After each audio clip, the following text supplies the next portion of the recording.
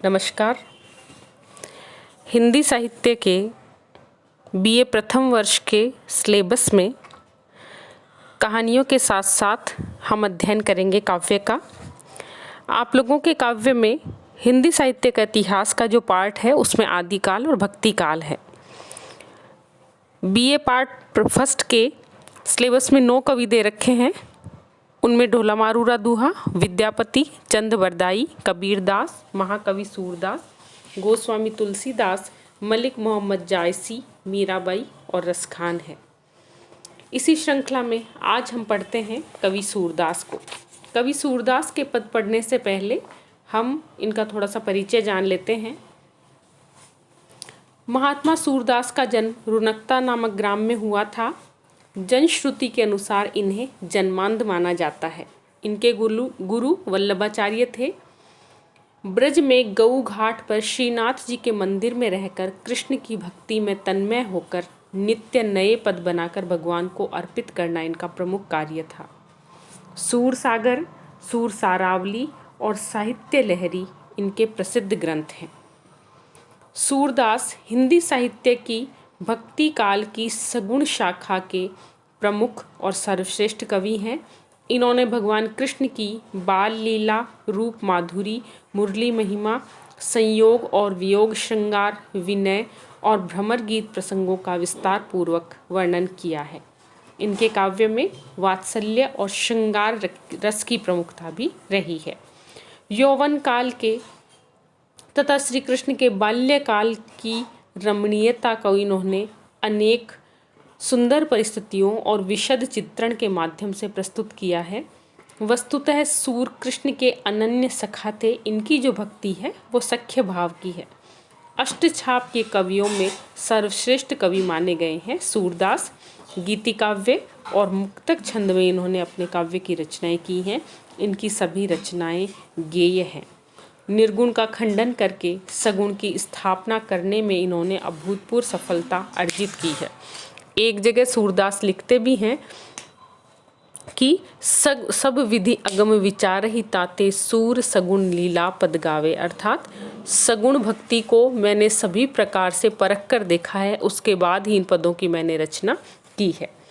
सूरदास के काव्य को हम सर्वश्रेष्ठ इसलिए भी मान सकते हैं क्योंकि जब भक्ति परंपरा उत्तर भारत में आई तो पहले निर्गुण भक्ति, जिसमें कबीर को हम प्रमुख मानते हैं, उस भक्ति शाखा की जो विशेषताएं हैं उसको देखते हुए ज्ञान और भक्ति के माध्यम से जो धारा है वो प्रवाहित की गई। लेकिन आम जनता, जो जनमानस है, वो मुगलों के आक्रमण से इतना डरा हुआ था कि भगवान की शरण में जाकर और भक्तों को एक आश्वासन मिलता था, एक विश्वास की प्राप्ति होती थी और उसके लिए निर्गुण भक्ति पर्याप्त नहीं थी। इसीलिए निर्गुण भक्ति के समानांतर ही सगुण भक्ति भी उस समय प्रकाश में आई।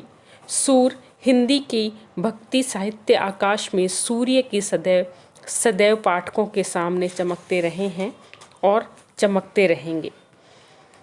वात्सल्य और श्रृंगार का ये कोना कोना झांकाए हैं। श्री कृष्ण की बाल लीलाओं का जैसा वर्णन सूर ने अपने काव्य में किया है वह अद्वितीय है।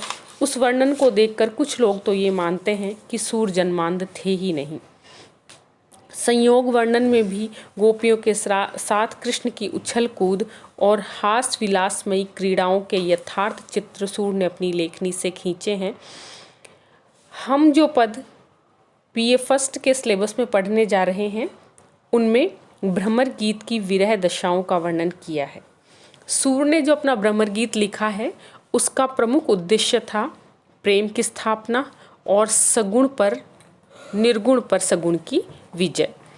श्री कृष्ण जब गोपियों को छोड़कर कंस का वध करने के लिए और मथुरा का राज्य संभालने के लिए मथुरा में चले जाते हैं और मथुरा में रह जाते हैं, तो श्री कृष्ण के जो सखा उद्धव हैं वो यदा कदा जब श्री कृष्ण उनके सामने चर्चा करते हैं और गोपियों को याद करते हैं तो उद्धव को अपने ज्ञान पर बहुत ज़्यादा घमंड था। तो वो श्री कृष्ण को कहते हैं कि आप जब स्वामी होकर ऐसी बात करते हैं तो आम जनता की तो बात ही क्या, आपको गोपियों को ये संदेश देना चाहिए कि वो ईश्वर की भक्ति में रम जाएं और आपको भूल जाएं। तो उद्धव के ज्ञान का घमंड चूर करने के लिए और निर्गुण पर सगुण की विजय स्थापित करने के लिए वो उद्धव को ब्रज प्रदेश भेजते हैं अपना संदेश देकर कि तुम गोपियों को जाकर कहो कि वो मुझे भूल जाएं और निर्गुण भक्ति को अपनाएं। यदि तुम ऐसा करने में सक्षम हो जाओगे, समर्थ हो जाओगे, तो तुम जैसा कहोगी मैं वैसा करने के लिए तैयार हूँ। और एक दिन उद्धव ब्रज प्रदेश में पहुँचते हैं। उद्धव का जो रूप रंग आकार है वो श्री कृष्ण के समान दिखाई देता है और रथ पर बैठकर जब उद्धव जाते हैं तो दूर से उनको देखकर गोपियों को इस प्रकार प्रतीत होता है मानो श्री कृष्ण ही उनसे मिलने के लिए आ गए हों। दौड़कर वो उद्धव के समीप पहुंचती हैं, लेकिन उनको निराशा हाथ लगती है जब वो श्री कृष्ण की जगह उद्धव को देखती हैं। लेकिन फिर भी गोपियों को तसल्ली होती है कि कम से कम श्री कृष्ण नहीं तो उनके सखा ही सही हमारे लिए उनसे मिलन का संदेश लेकर आए होंगे, उनके विरह की अवधि समाप्त हो रही होगी, ऐसा कुछ सकारात्मक संदेश वो हमें देंगे। लेकिन गोपियों की आशाओं पर तब पानी फिर जाता है जब उद्धव हैं वो गोपियों को संदेश देते हैं कि तुम श्री कृष्ण को भूल जाओ और निर्गुण साधना में, योग साधना में अपने ध्यान को निरंतर लगाओ।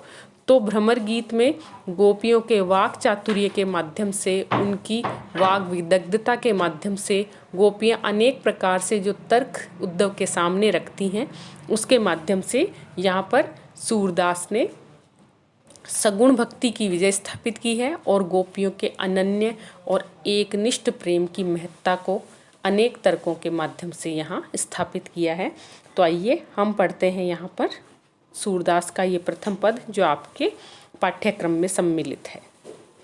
ऊधो अखियाँ अति अनुरागी, इकटक मग जोवती अरुरोवती, भूले हु पलक न लागी, बिनु पावस पावस करी राखी, देखत हो विद्यमान, अबधो कहाँ कियो चाहत हो, छाड़ो नीरस ज्ञान। तुम तो सखा श्याम सुंदर के, जानत सकल सुभाय, जैसे मिलई सूर्य के स्वामी, सोई करहु उपाय। गोपियाँ उद्धव की बात को मानने के लिए तैयार नहीं होती। कभी उनको क्रोध आता है तो उद्धव को खरी खोटी सुनाती हैं, उनको उपालंब देती हैं और कई बार उनको लगता है कि उद्धव बुरा मान जाएंगे। तो जिस प्रकार से किसी बच्चे को बहला लिया जाता है कुछ कहकर, वैसे श्री उद्धव को बहलाने का प्रयास करती हैं। गोपियाँ कहती हैं ऊधो अखियाँ अति अनुरागी, हे उद्धव हमारी आँखें हैं वो श्री कृष्ण के प्रेम में अनुरक्त हैं, अर्थात निरंतर श्री कृष्ण के मुखमंडल के दर्शन करना चाहती हैं, उन्हीं के प्रेम में हमारी आँखें लगी हुई हैं। एक टक मग जोवती अरुरोवती, एक टक लगातार, मग जोवती रास्ता देखती हैं, अरुरोवती और रोती हैं, उस रास्ते को देखती हैं जिस रास्ते से श्री कृष्ण गए थे, अर्थात मथुरा गए थे, उस रास्ते को देखती हैं और जब श्री कृष्ण आते हुए दिखाई नहीं देते तो रोती हैं। भूले हु पलक न लागी, भूल से भी हमारी पलक नहीं लगती, अर्थात भूल से भी हमारी आँखों में निद्रा नहीं आती है, श्री कृष्ण को हम एक पल के लिए भी विसार नहीं पाती हैं। बिनु पावस पावस करी राखी, श्री कृष्ण के वियोग में निरंतर हमारी आँखों से अश्रु प्रवाहित हो रहे हैं। इस ब्रज प्रदेश में ऐसा लगता है मानो बिना पावस के, अर्थात बिना वर्षा ऋतु के, पावस करी राखी, वर्षा आ गई हो, अर्थात हमारी आंसुओं के माध्यम से निरंतर झड़ी लगी हुई है।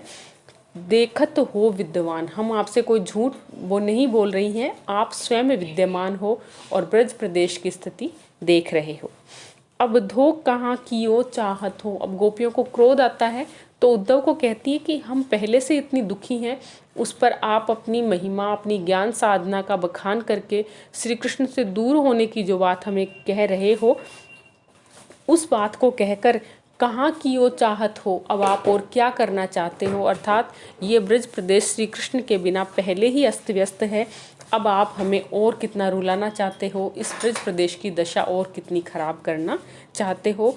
छाड़ो निर्गुण ज्ञान, अपना जो निर्गुण ज्ञान का संदेश है इसको तुम छोड़ो और कोई ऐसा उपाय बताओ जिससे हम श्री कृष्ण को प्राप्त कर सकें। तुम हो सखा श्याम सुंदर के, हे उद्धव आप तो श्याम सुंदर के सखा हो, श्री कृष्ण के मित्र हो, जानत सकल स्वभाव, और उनके स्वभाव को भली प्रकार से जानते हो। श्री कृष्ण को क्या अच्छा लगेगा, क्या बुरा लगेगा, उनके अनुरूप हम क्या कार्य करें, क्या उचित है क्या अनुचित है, ये आप हमें बताइए। जैसे ही मिलई सूर के स्वामी। गोपियाँ विनम्रता के साथ उद्धव को कहती हैं कि हे उद्धव, जिस प्रकार से, जिस किसी तरीके से, जिस माध्यम से हमें सूर के स्वामी अर्थात श्री कृष्ण हमें प्राप्त हो जाएं, सोई करहु उपाय, वो ही उपाय आप कीजिए। लेकिन येन केन प्रकारेण, किसी भी प्रकार से हमें आप श्री कृष्ण से मिलवाइए, उनके दर्शन हमें करवाइए, ताकि हम अपनी विरह वेदना को शांत कर सकें। इस प्रकार गोपियाँ अपनी आँखों को श्री कृष्ण के अलावा किसी और को नहीं देखने की बात करती हैं और श्री कृष्ण के प्रति अपना जो प्रेम है, अपनी जो अनुरक्ति है, उसको यहाँ पर व्यक्त कर रही हैं। इस पद की भाषा ब्रज है और विरह श्रृंगार का वर्णन यहाँ पर गोपियों के माध्यम से श्री कृष्ण सूरदास ने किया है। आज के लिए इतना ही ये पद। हमारे नेक्स्ट वीडियो में हम सूर के अन्य पद पढ़ेंगे। धन्यवाद।